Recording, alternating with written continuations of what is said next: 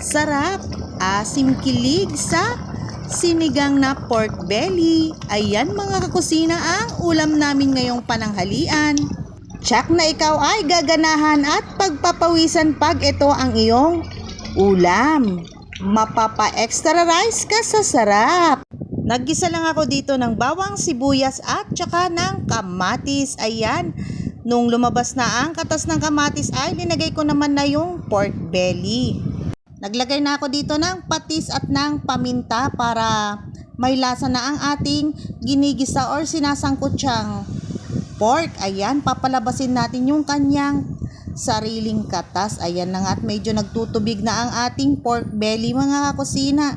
Ihalo-halo lang natin to ng maigi and then pwede na tayo ditong maglagay ng gabi. Isama na natin sa pagsasangkutsa ang gabi mga kakusina para mas mabilis na siyang lumambot.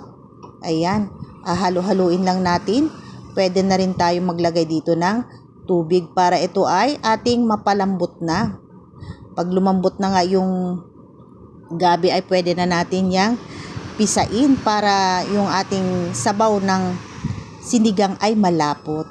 Ayan mga kusina, sasabawan ko lang to ng marami and then papakuluin. Papalambutin na natin itong pork belly. Ito na nga mga kakusina, kumukulo na, kulong-kulo na. Medyo malambot na rin itong ating gabi dyan. Kaya pipisain natin mga kakusina para ang ating sabaw sa sinigang ay lumapot.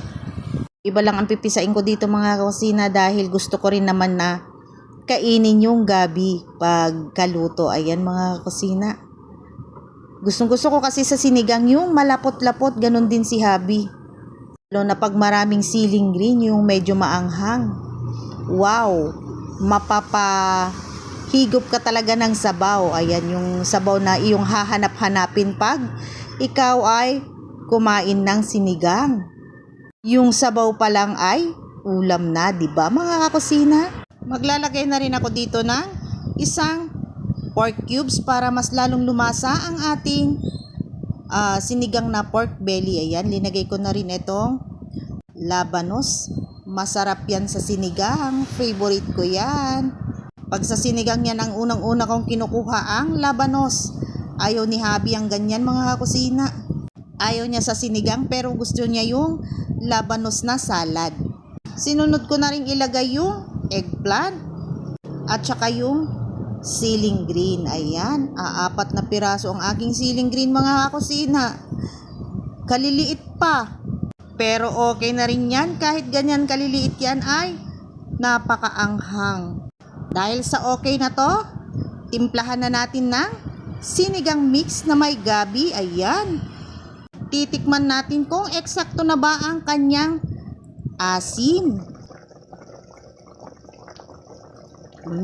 Asim kilig. At dahil okay naman na ang kanyang lasa, linagay ko na dito yung dahon ng kangkong. Ayan, hindi kompleto ang ating sinigang pag walang dahon ng kangkong. Masarap yan. Lulutuin ko lang to mga kakusina.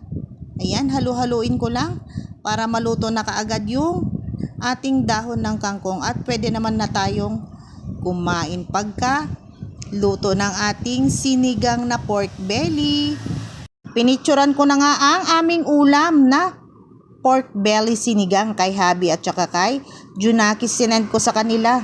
Ayun, natuwa naman at nakapag-isip na daw ako ng aking lulutuing ulam. Problemado kasi ako kanina kung ano yung lulutuin kong ulam nila. At yun na nga, napagdesisyonan kong magluto ng sinigang na pork belly. Ayan, plating time.